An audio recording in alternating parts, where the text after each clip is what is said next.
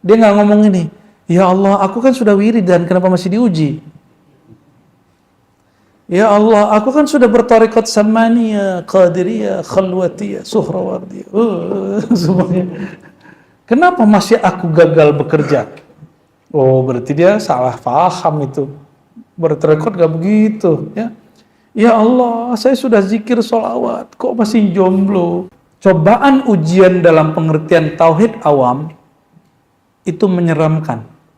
Tapi ujian menurut ahlullah itu adalah merasakan diri kita, semakin terasa diri, semakin terasa yang mengatur diri. Jadi Allah itu gak usah diteorikan di luar diri kita, cukup dirasakan dari dalam diri. Itu yang disebut man arafa nafsahu.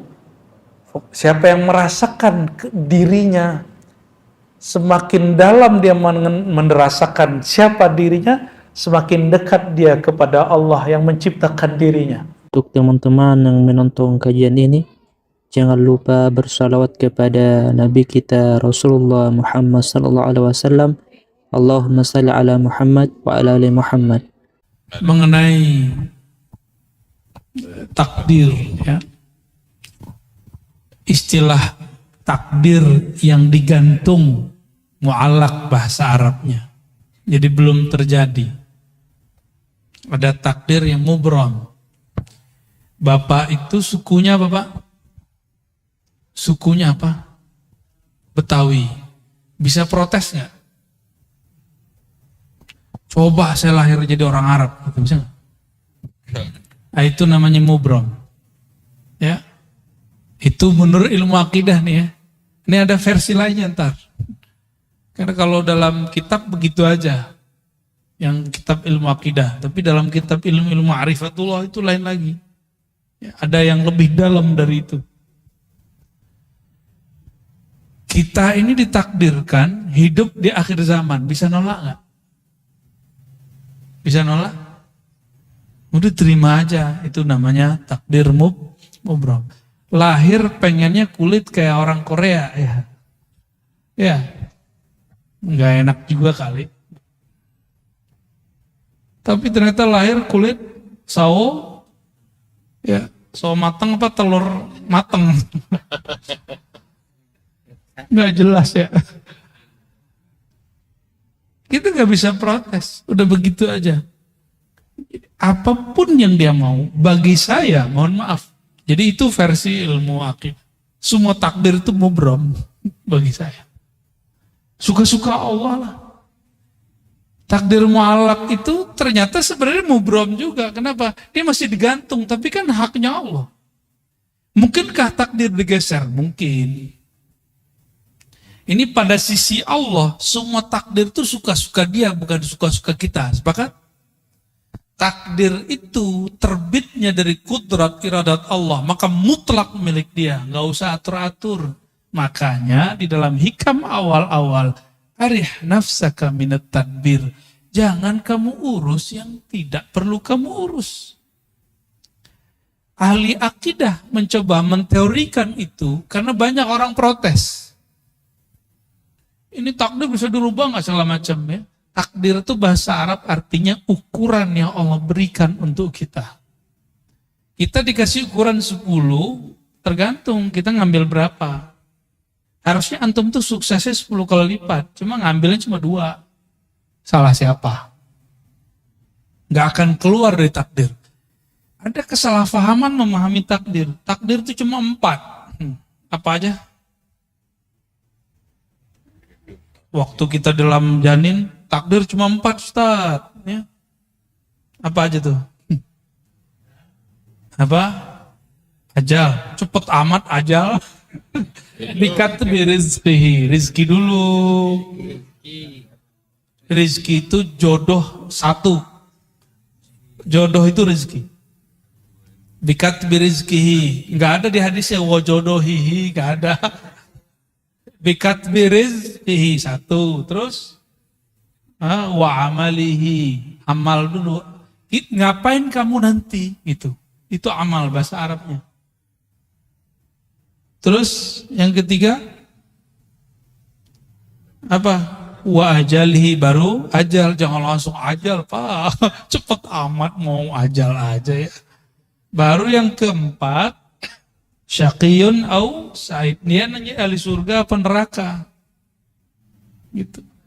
Bahagia di surga atau sengsara di neraka. Itu maksudnya, bukan bahagia di dunia, bukan itu. Banyak yang salah terjemah itu. Syaqi, dia sengsara masuk neraka, atau sa'id, dia bahagia masuk surga. Tuh ini aja udah panjang aneh jelasin. Antum mau nambah lagi pertanyaan. Rezeki, saya mau tanya. Kalau kita waktu kecil dulu gak punya gaji, rezeki datang gak? Dianterin oleh mak kita, ya gak? Bener? Waktu sekolah dulu kita dibayarin orang tua kita. Rezeki diantar gak? Dianterin rezeki itu. Cuma karena setiap hari kita melihat orang berangkat kerja, pulang, berangkat, pulang, orang mengira rezeki dicari. Sejak kapan rezeki dicari? Allah tuh bagi-bagi doang, Pak. Kita nggak pernah nyari rezeki. Kita cuma nunggu dan ngambil. Ngambil. Nah, time nunggunya inilah skill. Skill yang punya orang bisnis, skill yang punya orang politisi, dia tahu cara ngambil-ngambilnya. Ya. Ini kan sudah ada yang mulai sayembara mau jadi calon presiden kan? Kita nggak tahu dia sesuai nggak langkahnya dengan sebenarnya calon harus begitu apa tidak. Kita nggak tahu. Seperti orang pebisnis, dia tahu kapan dia harus ngambil. Yang main saham, dia tahu kapan harus mau beli, mau jual. Itu skill. Nah, skill itu yang mahal, itu pemberian Allah dan dilatih. Kita rezeki, Allah kan bagi-bagi. Ya. Maka kalimatnya, perintahnya bukan cari rezeki. Ibtaghi fima atakallah darul akhirah. Yang kamu carilah akhirat. Nggak ada suruhan cari dunia. Wala tansa nasibaka minad dunya. Tapi jangan lupa duniamu. Cuma begitu. Kalau kita balik. Dunia akhirat harus 50-50 bro. Ente ini udah gila belajar agama. Tapi dari dulu sampai sekarang hidupnya begitu-gitu aja. Katanya adil. Gak begitu cara memahami ayat-ayat Allah. Kita kerja, kalau ada akhirat di situ, mungkinkah orang-orang itu korupsi? Orang yang mengakhiratkan kerjanya, dia jujur kerjanya. Itu antum ibadah tuh. Orang yang niat ketika bekerja, dia ingin menafkahi keluarganya, ingin bantu orang sekitarnya. Maka orang itu dihitung ibadah. Itu yang disebut mencari akhirat. Tapi jangan lupa bagianmu di dunia. Jadi kita juga harus saving untuk diri sendiri dan keluarga. Itu maksudnya. Jangan dibalik. Carilah dunia. Jangan lupa akhirat. Nah, nggak tahu nih ayat baru ini. Saya boleh sebut tuh ayat-ayat setan. Itu ayat setan, Pak. Dai setan itu. Nauzubillah min dzalik. Allah bilang cari akhirat, dia bilang cari dunia. Setan gak tuh? Mohon maaf nih. Kan dai itu dua aja, dai ilallah sama dai ila ghairillah. Dai kepada Allah atau dai kepada selain Allah. Dua aja dai. Dai artinya orang yang mengajak. Orang yang mengajak pulang kepada Allah, mengenal Allah, atau orang yang mengajak kejar selain Allah. Dua aja. Jauh-jauh ke Ka'bah minta fulus. Aduh ya Rabb. Jauh-jauh ke Ka'bah minta rezeki, minta jodoh. Boleh sih gak apa-apa. Cuma kayaknya buang-buang duit. Kalau minta jodoh ke sana, mending lamar orang langsung enggak. Langsung beres tuh, emang pesta-pestanya lumayan tuh ya. Sekampung gak habis tuh. Kecuali antum di gedong ya, lain cerita. Jadi takdir itu ukuran yang Allah berikan kepada kita Lalu Allah titipkan di dalam diri ukuran lain yang disebut kasab. Laha ma kasabat wa 'alaiha maktasabat. Laha positif. Dia akan memperoleh prestasi yang dia usahakan. Wa 'alaiha maktasabat. Dia akan kena hukuman terhadap apa yang dia kerjakan. Nah, kasab. Maka dalam akidah Imam Asy'ari Ahlus Sunnah wal Jamaah, Imam Asy'ari ini murid Imam Junaid juga. Apa kata beliau? Allah kasih satu sir di dalam dirimu bernama kasab. Kasab itu sebenarnya adalah tajalli, pancaran kudrat iradat Allah yang Allah pinjamkan ke dalam diri manusia. Maka di saat dia faham kasabnya dia kemudian mengatakan, aku bisa begini pun karena Allah juga yang memberi. La haula wala quwata illa billah. Maka ketika dia mendapatkan sesuatu, dia girang untuk berbagi kepada hamba-hamba Allah. Ya. Nah itu takdir. Jadi takdir itu Bapak Ibu, ada takdir Lauh Mahfuz. Itu jadi bukan qada azali, qadar hadis, enggak. Yang tepat ya, yang tepat secara ilmu ma'rifatullah, qadar sama. Qadar ini saya mau ngambilnya yang pakai sinonim. Itu tertulis di Lauh Mahfuz. Lauh Mahfuz itu, lauh bahasa Arabnya papan tulis. Cuma kan yang di langit itu bukan papan, Pak. Ya. Makhluk yang tercipta dari nur, tapi di situ tertulis. Ada lembaran-lembaran seperti dedaunan-dedaunan cahaya, di situ tertulis. Ini namanya Pak Fulan, Ibu Fulan, Puan Fulan, Tuan Fulan. Tulis di situ. Namanya sudah ada. Oke, itu makhluk enggak? Lauh Mahfuz makhluk enggak? Maka takdir yang tertulis di Lauh Mahfuz semuanya makhluk. Cuma bedakan, ilmu Allah makhluk enggak? Ilmu Allah bukan. Ilmu Allah azali. Jadi yang azali itu ilmu Allahnya, sedangkan suratan takdirnya bukan azali. Azali itu tidak berawal, tidak dicipta, itu azali. Semoga pusingnya. Tuh. Salah siapa nanya bab begituan? Ya. Namun apa kata Allah? Kataba ala nafsihir rahmah. Di Lauh Mahfuz tertulis hukum takdir. Orang yang baik dapat balasan kebaikan. Orang begini ya begitu. Itu hukum takdir. Sebab akibat itu Lauh Mahfuz. Hukum sebab akibat. Jadi adakah hukum sebab akibat di dalam Islam? Ada. Allah akui disebut kita hari ini sunnatullah. Atau disebut hukum alam. Allah akui. Tapi kata ba'ala nafsih rahmah. Allah tetapkan pada dirinya, pada zatnya rahmah, kasih sayang. Mengalahkan semuanya. Mengalahkan semuanya. Allah nih. Maka Allah mengatakan Ar-Rahman ala arsyistawa. Dia yang maha pengasih.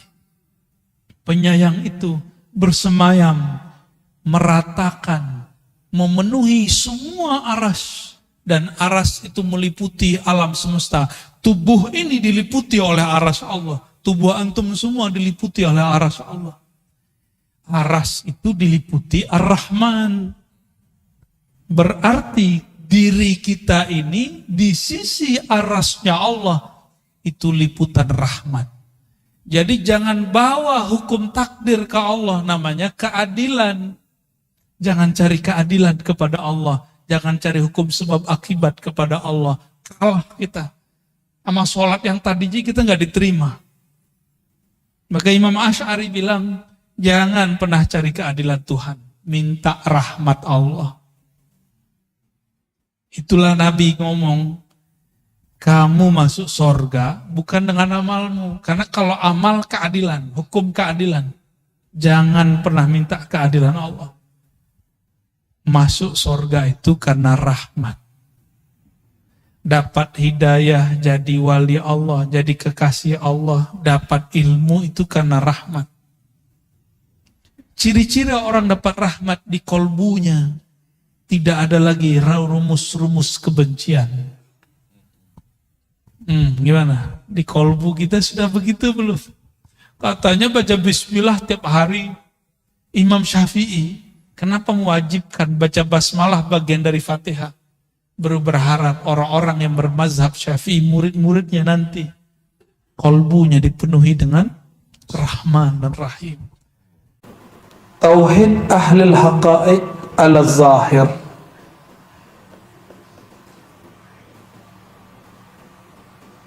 Ini kalau saya menyebutnya tauhid para salik. Kalau yang pertama tadi masih ada raghbah war rahbah. Ya. Jadi kalau tauhid awam biasanya pakai ngancem. Was lo kalau nggak sholat gitu. Itu ngancem. Itu tauhid orang. Kalau tauhid orang yang salik diajarin jangan sholat mengharap surga. Juga bukan jangan meninggalkan maksiat takut neraka. Mulai. Tapi karena harap yang punya surga, segan kepada yang punya neraka. Mulai diajarin begitu. Itu tauhid salik. Di sini disebutkan ahlul haqa'iq ala zahir. Setingkat dikit di atas orang awam.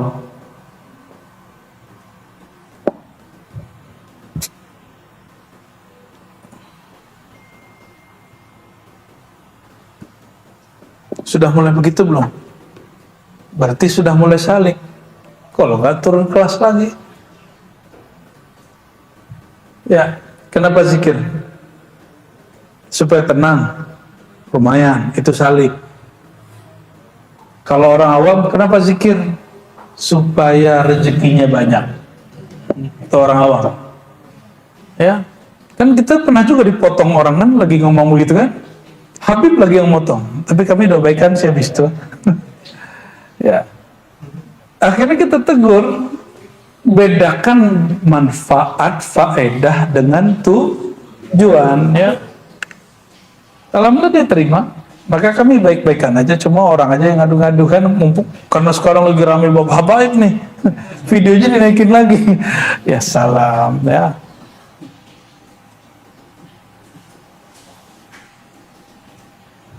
Antum zikir ingin melihat nur di kolbu, itu level 2 tuh lumayan, salik lah. Lumayan lah itu. Ingin ngerasain ada energi gitu, lumayan lah tuh. Udah mulai naik tuh tipis-tipis ya. Sudah mulai naik sedikit.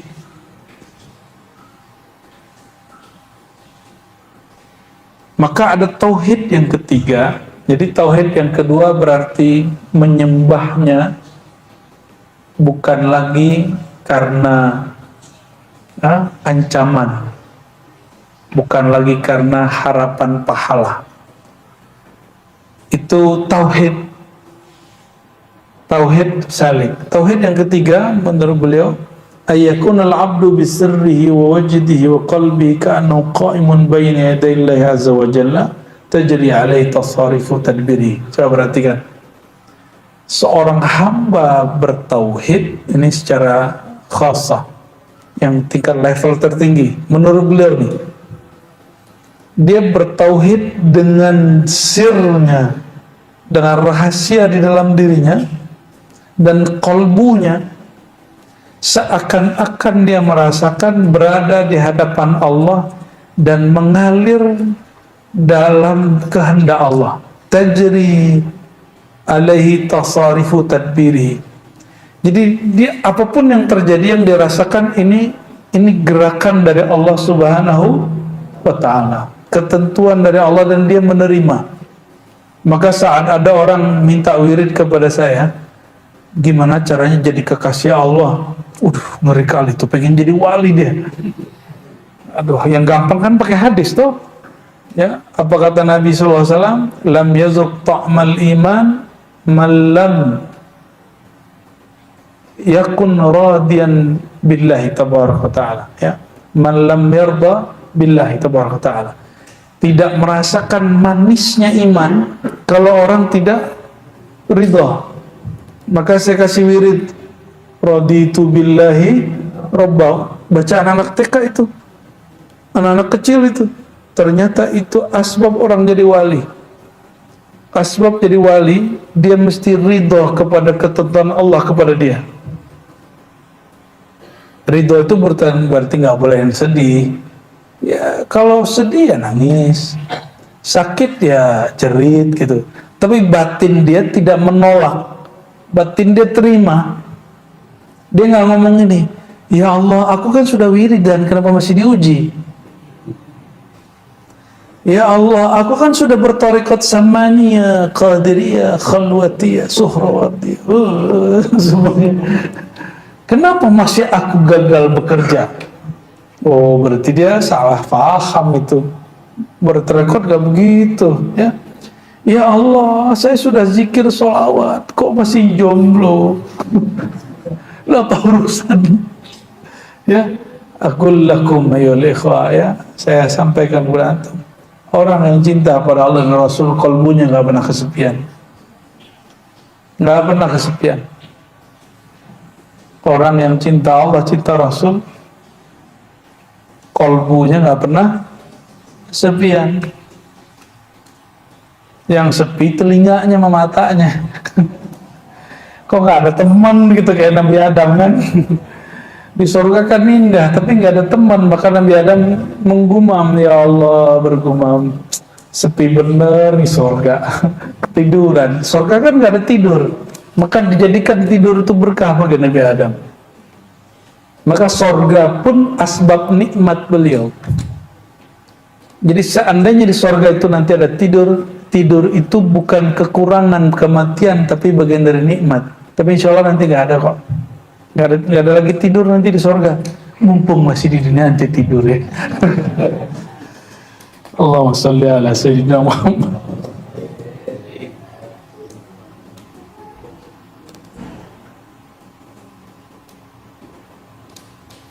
Kenapa kita mesti merasakan bahwa kita ini dalam aliran takdirnya Allah? Ini bukan fatalis. Ini bab rohani.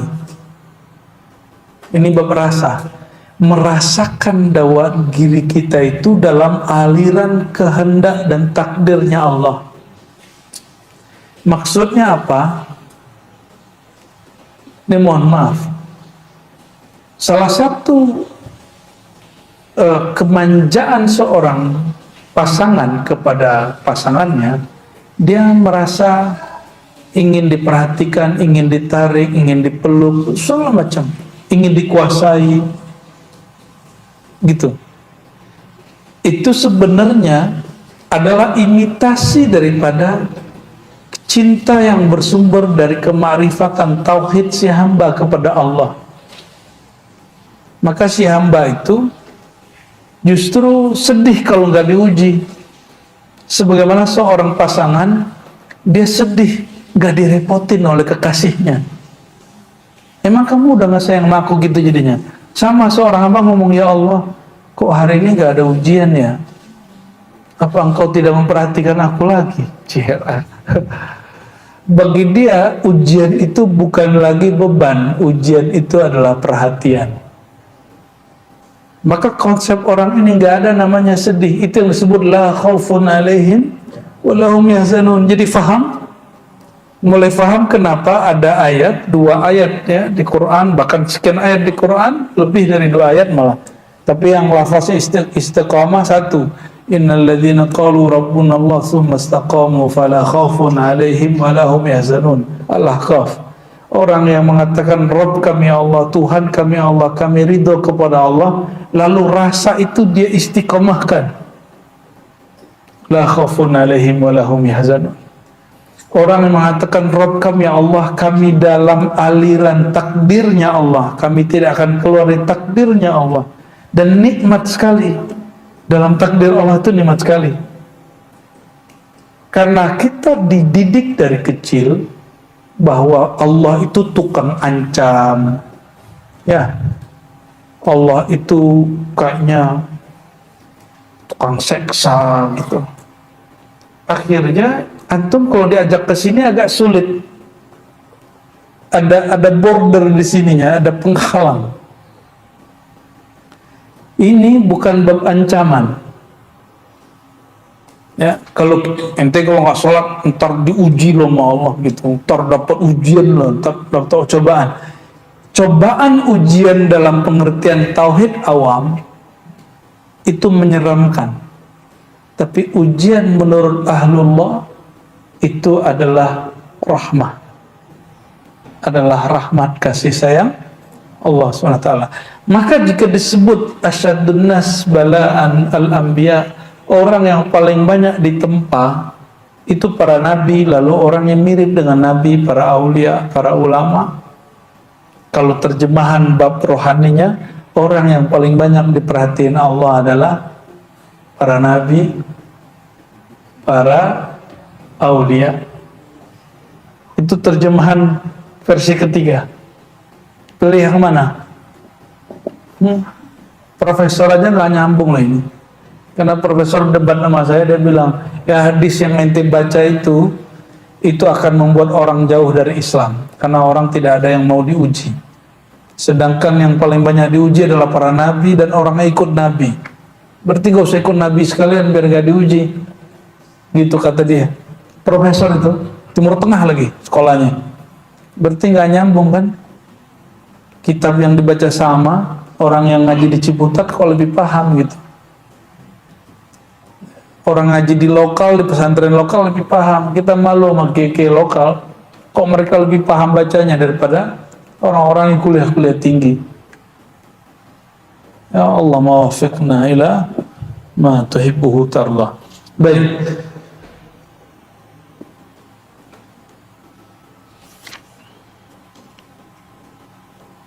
Ini ada kalimat Imam Shibli yang sangat membingungkan orang yang bingung, ya.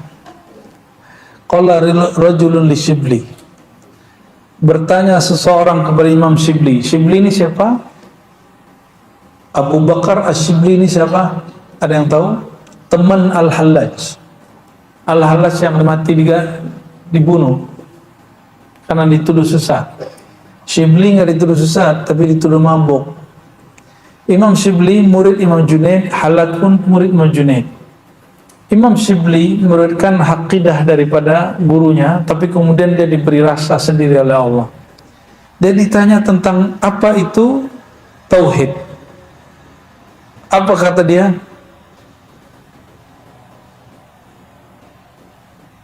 Waihak, payah kamu gitu. Nanyanya kok berat-berat gitu ngomong. Man ajaba anit tauhid bil ibarati fahuwa mulhid. Ini perhatikan. Siapa yang mengibaratkan tauhid dengan kata-kata, maka dia akan terjebak pada ilhad, pemingkaran, bahkan ateis. Waban asyara ilaihi, siapa yang mengisyaratkan Allah dengan isyaratnya, fahuwa sanawi, dia menjadi penyembah berhala. Allah kok bisa ditunjuk di satu arah? Kok bisa diisyaratkan dengan suatu simbol? Berarti Allah berupa. Allah ada rupanya. Maka orang yang mengisyaratkan Allah dengan sesuatu, dia sama dengan apa? Penyembah berhala. Ini menurut Imam Shibli. Ini kalam Shibli, nggak masuk, bukan kalam akidah ya. Ini kalam orang lagi sedang mabuk. Ini kalam ahli kelompok yang ketiga. Wa man sakata anhu, tapi jika kamu diam, tandanya kamu jahil. Serba salah sama dia. Kita ibaratkan tauhid, ditanya tauhid itu apa? Kita jawab, kata dia, ente mulhid, ente ingkar. Kalau kita kasih isyarat, kamu penyembah berhala. Jika diam, salah lagi sama dia, ente jahil katanya. serba salah mahala sini. Kayak perempuan lagi dapat katanya. Tapi ini bukan lagi dapat. Justru dia betul, dia lagi dapat ma'rifatnya. Wa man wahama annahu wasilun falaysa lahu hasilun. Siapa yang mengklaim dirinya telah wusul kepada Allah, telah sampai, dia tidaklah mendapatkan hasil. Wa man awma ilaihi fa huwa 'abidun wathanin.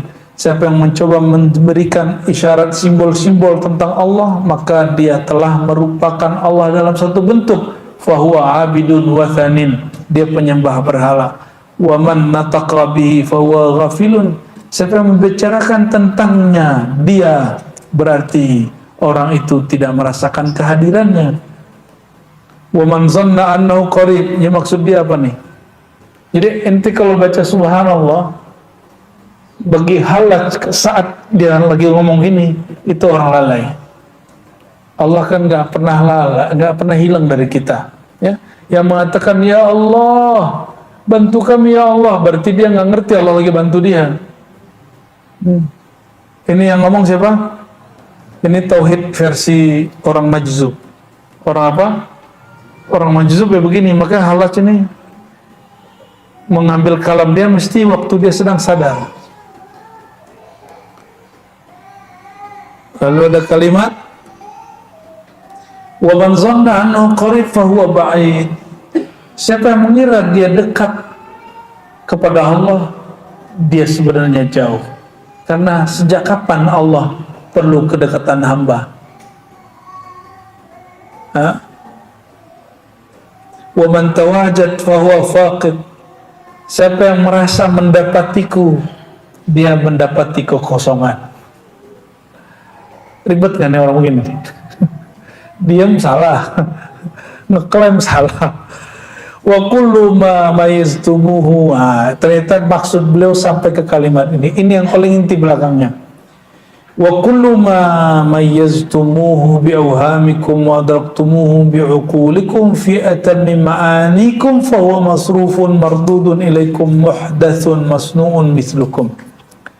Semua yang kamu bedakan dalam pikiranmu, yang engkau dapat peroleh dengan akalmu, yang engkau ibaratkan dengan makna yang paling sempurna menurutmu, semua itu tertolak, dikembalikan kepadamu. Kenapa? Makna yang ada di kepala kita makhluk, bukan? Betul? Huruf-huruf yang kemudian kita rangkai jadi kata-kata, tauhid itu adalah A, B, C, D, itu kumpulan huruf-huruf yang menjadi kata dan kalimat, itu makhluk, bukan? Allah makhluk, Allah khalik, maka dia tidak bisa dipahami dengan kata-kata. Itulah akhir dari makna ayat lam yakun lahu kufuwan ahad. Itulah kenapa surat Al-Ikhlas ini sepertiga Quran. Dia pendek tapi setara dengan sepertiga Quran. Semakin orang menyadari bab ini, baru dia disebut ikhlas. Ikhlas dalam surat Al-Ikhlas bukan ikhlas versi ente ngomong aneh ikhlas lah ya. Bukan begitu, itu mah ikhlas orang awam tuh. Bukan itu. Ikhlas dalam pemahaman surat Al-Ikhlas adalah al-bara'atu an kulli wahmin wa aqlin wa ma'nin wa ma'na, ya. Terlepasnya engkau dari semua persepsi pikiranmu, semua asumsi-asumsimu, dan semua kata-kata makna yang kau gambarkan tentang Allah. Jadi apapun yang kita kalamkan tentang Allah, Allah lebih sempurna dari itu. Oke? Itulah makna la ilaha illallah. Lalu kalau dimaknai lagi, maha suci engkau, maha bebas engkau dari semua yang aku bayangkan. Itulah subhanallah. Gimana? Sudah mulai nyambung? Sudah mulai nyambung? Ini aslinya kitabnya rumit, tapi saya mohon kepada Allah semoga ini bisa mudah dipahami. Sudah mulai dipahami? Jadi kalau disebut Qul huwallahu ahad, katakanlah hai Muhammad, Allah itu dia, Allah itu ahad. Kenapa dimulai dengan kata dia? Dia itu menunjukkan agar engkau tidak membayangkan fisik. Karena dia berarti gaib.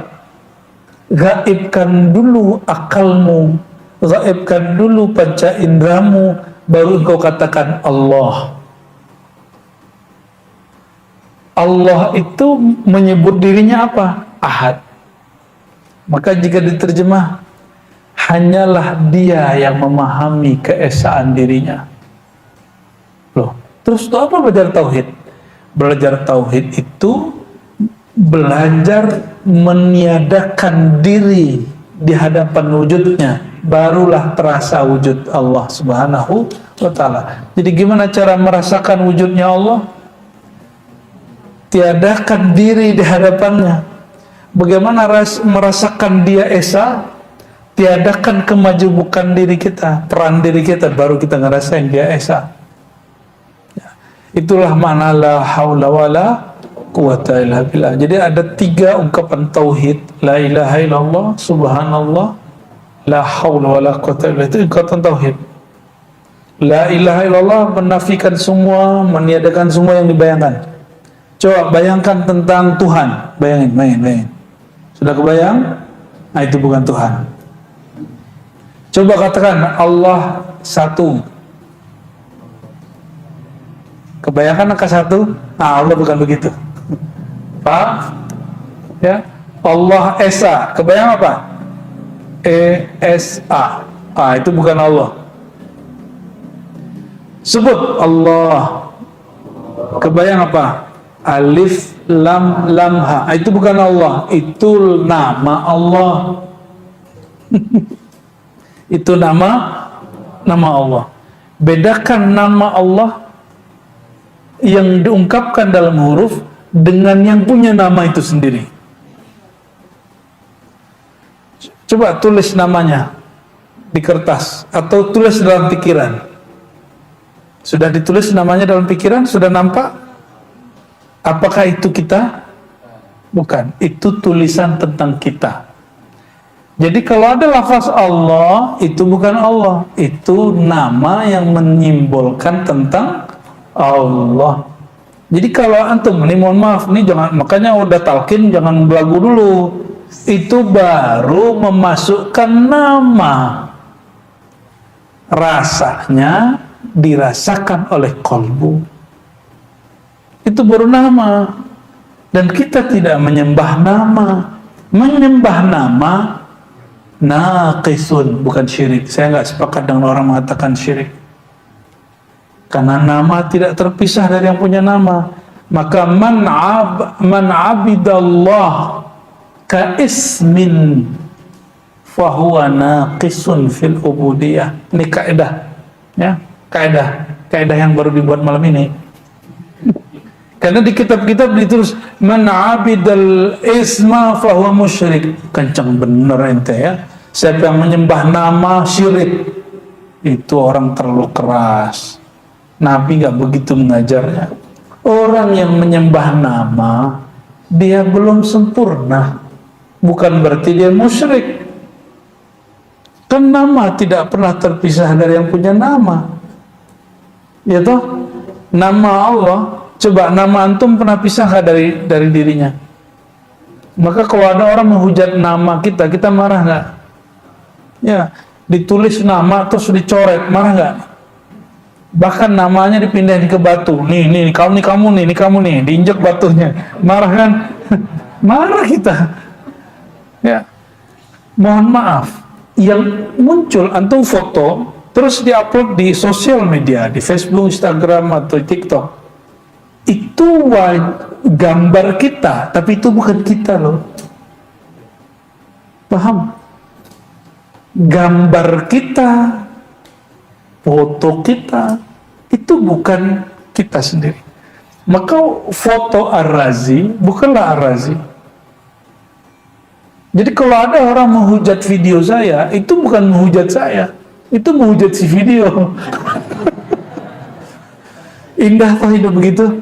Makanya saya nggak stres hidupnya, alhamdulillah. Ini baru dikata-katain dikit, statusnya gak dipakai ke temannya, langsung stres karena terlalu menghayati kehidupan. Jangan terlalu nyatu-nyatu amat dengan sosial media, ya. Itu terpisah sama kita.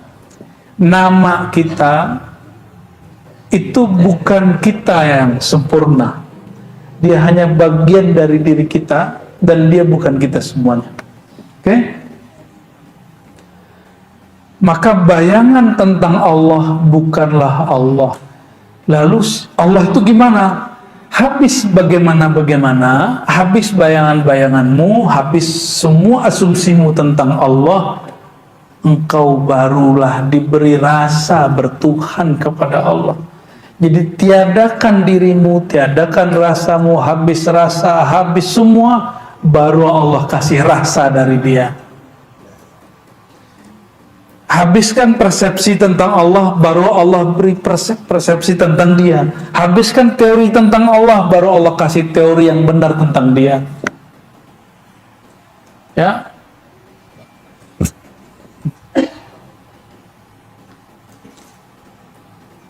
Jadi kalau bertuhan itu justru membuat kita tambah rehat.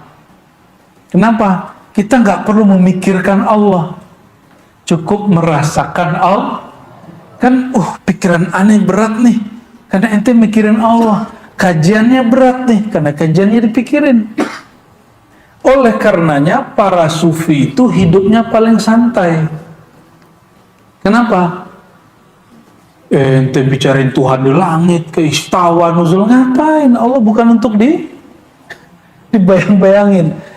Jadi bagi saya, ya sudahlah, bagi-bagi tugas lah. Kalau yang masih mau jadi singa aswaja, monggo. Saya udah nggak mau ya. Kita lebih nyaman mengikuti jalan-jalan beliau-beliau ini. Ya, tidak usah memperdebatkan sesuatu. Emang kita siapa perlu kemudian mengatur isi pikiran orang? Bisa nggak ngatur isi pikiran orang? Kita nggak sanggup ngatur pikiran orang, apalagi pikiran Wahabi. Maka saya meniatkan kalau saya menjawab satu persoalan yang berbeda dengan Wahabi, bukan untuk mendebat Wahabi, tapi untuk menenangkan diri saya dan menenangkan orang yang dekat saya. Pakai dalil-dalil, ini dalil tahlilan, ini dalil zikir tawasul, bukan untuk debat Wahabi lagi sekarang. Kalau dulu emang untuk debat Wahabi. Ya, berkat Allah Subhanahu wa taala Ar-Razzaq Al-Wahhab, ya, kita diberi anugerah, ya, rasa yang sudah nggak niat lagi yang begitu-gituan. Alhamdulillahirabbil. Jadi apa kata Hallaj? Ternyata kemabukan Hallaj itu adalah kewarasan kita. Dia mabuk tapi untuk ukuran kita itu waras. Apa kata dia tadi? Semua yang kamu bayangkan, semua yang kamu ibaratkan, semua yang kamu isyaratkan, itu semuanya tertolak. Itu semuanya hanyalah asumsimu. Asumsimu tentang Allah, pikiranmu tentang Allah, teorimu tentang Allah, itu ada di pikiranmu, pikiranmu makhluk. Allah tidak seperti itu. Maksudnya nggak usah pikirkan tentang Allah, cukup ridhoi Allah. Kul raditu billah, aku ridho kepada Allah. Udah selesai. Kalau yang maksa, kalau menyembah Tuhan yang nggak ada sosoknya gimana gitu ya. Maka mereka buat sosok itu kan lucu itu. Jadi orang itu menciptakan Tuhannya sendiri. Inilah perbedaan Tuhan orang yang bertauhid dalam ajaran tasawuf Ahlussunnah dengan Tuhan yang dipahami dalam agama-agama secara akliyah atau agama-agama dalam filsafat. Maka di filsafat barat itu ada orang yang berontak ke gereja terus ngomong gini. Dan itu ternyata benar diambil dari tasawuf. Tuhan itu adalah imajinasi manusia tentang dirinya yang sempurna. Makanya, ini kata mereka ya, makanya Yesus di barat itu putih, Yesus di Afrika hitam. Yesus di Cina sipit, Yesus di Jawa sawo mateng. Itu kata mereka, saya nggak. Itu yang ngomong filosof Barat yang mereka tadinya orang gereja. Nah, kita nggak akan nyinggung bab Yesus karena itu agama yang berbeda dengan kita. Kita hanya berbicara Nabi yang Isa, ya, alaihi salatu wassalam. Tapi ada benar juga ya. Benar nggak? Sosok dari yang tadi kita bicarain itu beda-beda kan per tempat. Nah, ajaran tauhid yang Nabi bawa sebenarnya ini. Oleh karenanya para sahabat waktu turun ayat Ar-Rahman 'alal arsy istawa, nggak ada satupun yang debat. Allah bersemayam di atas aras istawa, nggak ada satupun debat. Kenapa? Allah nggak perlu dibayang-bayangin. Sekali membayangkan Allah, akidahnya keliru. Allah tidak dapat disuci-sucikan karena apapun yang kau sucikan di pikiranmu itu masih pikiranmu. Itulah kritik Ibn Arabi kepada sebagian ulama Ahlus Sunnah yang merasa paling benar, tapi dia mengingatkan Ahlus Sunnah nggak begitu loh bro gitu. Ahlus Sunnah itu laisa kamitslihi syai', melepaskan asumsi tentang Allah selepas-lepasnya.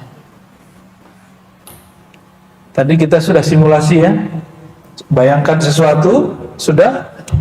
Allah nggak begitu.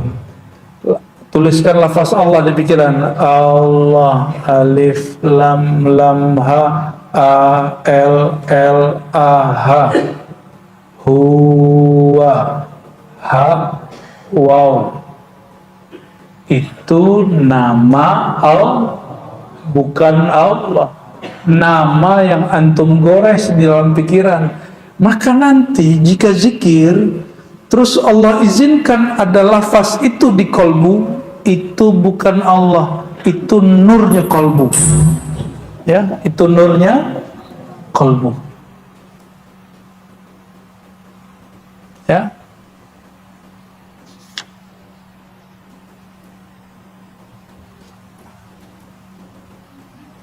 Mungkin ada yang bertanya, kalau gitu kita ngapain menghormati tulisan gitu ya? Gitu. Ini orang nggak punya seni ya. Ya udah, sini mana fotonya saya injek-injek. Mana namanya saya robek-robek. Pasti marah. Itu salah satu sifat jalaliyah yang Allah tajallikan kepada kita. Makanya kita marah jika foto yang ada di Facebook itu, di Instagram itu, di TikTok itu, kemudian di-unlike sama orang, dihujat sama orang. Kenapa? Kita merasa itu tidak, itu nama, itu wajah terhubung dengan kita. Ya. Jadi nama beda dengan yang punya nama, tapi di hati adalah lain. Ya. Bagian yang itu bagian Buya Zulaswi itu nanti tuh di kajian Kifayatul Awam ya. Maka kajian kita kitab Kifayatul Awam dia mesti diturunin grade-nya ke akal. Nggak boleh pakai ini. Tujuannya nanti baru sampai di sini. Supaya apa? Supaya akalnya jalan dulu, jalan, kaidah, ujungnya qaidatun bila qaidah, maqamun bila maqam, halun bila hal.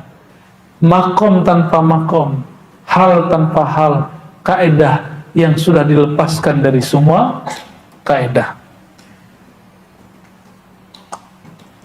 Jadi masih mau menyembah sesuatu yang kita bayangkan? Membayangkan sesuatu butuh tenaga, butuh energi, betul nggak? Butuh kalimat dan kosakata. Untuk menyembah Allah simpel sekali. Jangan bayangkan apapun, rasakan saja. Merasakan diri kita, semakin terasa diri, semakin terasa yang mengatur diri. Jadi Allah itu gak usah diteorikan di luar diri kita, cukup dirasakan dari dalam diri. Itu yang disebut man arafa nafsahu. Siapa yang merasakan dirinya, semakin dalam dia merasakan siapa dirinya, semakin dekat dia kepada Allah yang menciptakan dirinya. Itu maknanya.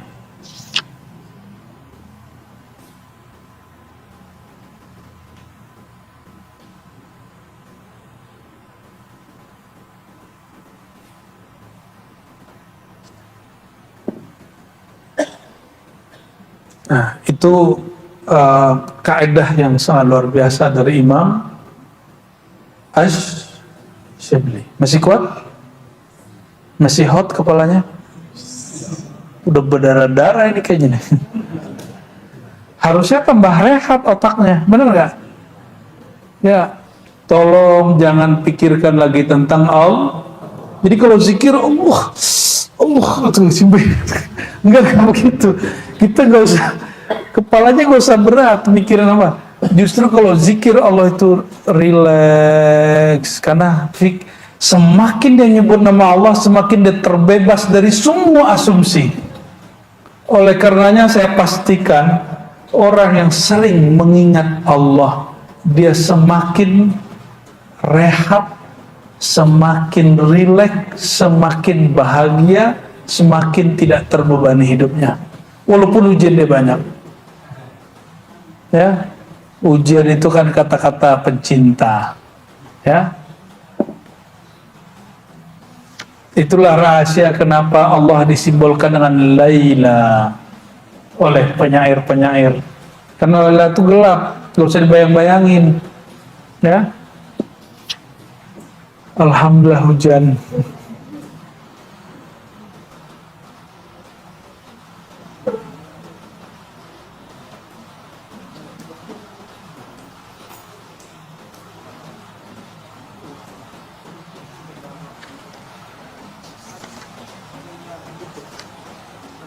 Oke, barangkali itu kajian tauhid menurut ulama tasawuf. Justru tauhid versi sufi itu tauhid yang paling mudah, karena tidak perlu pakai ungkapan, tidak perlu pakai teori. Ungkapannya adalah tidak berungkapan, teorinya tanpa teori, makomnya tanpa makom, kata-katanya tanpa kata-kata. Itulah tauhid para sufi, tauhid yang merelaksasi hamba dan pikirannya dari segalanya. Semoga Allah Ta'ala tambah mendekatkan kita kepadanya. Amin ya rabbal alamin. Sallallahu rabbuna ala nuril mubin Ahmad al-Mustafa Sayyidil Mursalin wa ala alihi wa sahbihi ajma'in. Sallallahu rabbuna ala nuril mubin Ahmad al-Mustafa Sayyidil Mursalin wa alihi wa sahbihi ajma'in. Sallallahu rabbuna ala nuril mubin Ahmad al-Mustafa Sayyidil Mursalin wa ala alihi wa sahbihi ajma'in. Afdalul dzikri la ilaha illallah, la ilaha illallah, لا إله إلا الله، لا إله إلا الله، لا إله إلا الله لا إله إلا الله لا إله إلا الله محمد رسول الله لا إله إلا الله محمد رسول الله لا إله إلا الله محمد رسول الله لا إله إلا الله محمد رسول الله صلى الله عليه وسلم في كل لمحة ونفس عدد ما وسعه علم الله. الفاتحة.